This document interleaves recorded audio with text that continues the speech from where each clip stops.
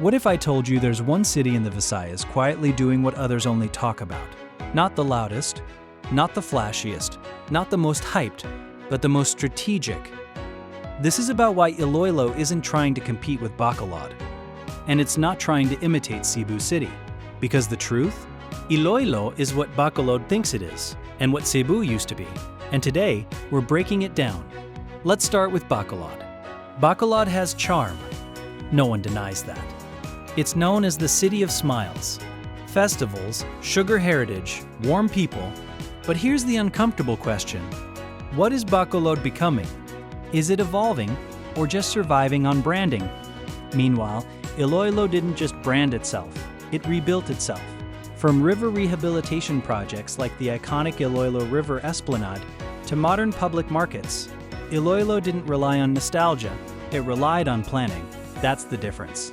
Bacolod celebrates its past. ILOILO invested in its future. Savage? Maybe. True? Absolutely. Now let's talk about Cebu. There was a time when Cebu City was the blueprint.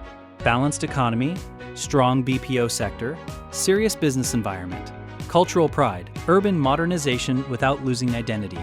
But as Cebu exploded into a mega-urban hub, cracks started to show. Traffic congestion, overdevelopment, infrastructure pressure, skyrocketing costs. Cebu became big, but sometimes growth without discipline becomes chaos. And here's where ILOILO enters the chat. ILOILO studied Cebu's success and quietly avoided Cebu's mistakes. Instead of uncontrolled sprawl, ILOILO developed structured zones like ILOILO Business Park. Instead of chaotic waterfronts, it protected and beautified its river systems. Instead of overwhelming tourism, it built livability first. ILOILO looks like what Cebu used to feel like 15 years ago. Balanced, manageable, strategic. Here's where it gets serious. Bacolod still leans heavily on legacy industries and limited diversification. Cebu dominates in size, but size isn't everything. ILOILO? It diversified smartly. Education hubs, healthcare expansion, real estate development, BPO growth, retail modernization, port logistics. It didn't put all its eggs in one basket. That's not sexy, but that's sustainable. Investors love predictability. And ILOILO offers something rare in the Philippines: stability without stagnation, growth without madness. Walk around parts of Cebu, and yes, you'll see skyscrapers. But you'll also feel the pressure, the congestion, the intensity. Walk around ILOILO, you feel space, you feel breathing room. From heritage streets to new developments, there's a sense of proportion. ILOILO didn't try to outbuild Cebu. It tried to outplan everyone. And when you compare city centers, business parks, and riverfronts, the vibe is clear. ILOILO is calm confidence, not aggressive expansion. Some cities shout their identity because they're afraid of losing it. ILOILO doesn't shout. It doesn't need to. It carries heritage in architecture, cuisine, language, and civic pride. There's no desperate comparison, no constant "we're better than you," just quiet self-assurance. Meanwhile, Bacolod debates relevance. Cebu defends dominance. ILOILO? It keeps building.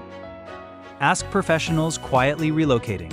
Ask families choosing where to settle. Ask investors scanning second-tier growth cities. Why is ILOILO always on the short list?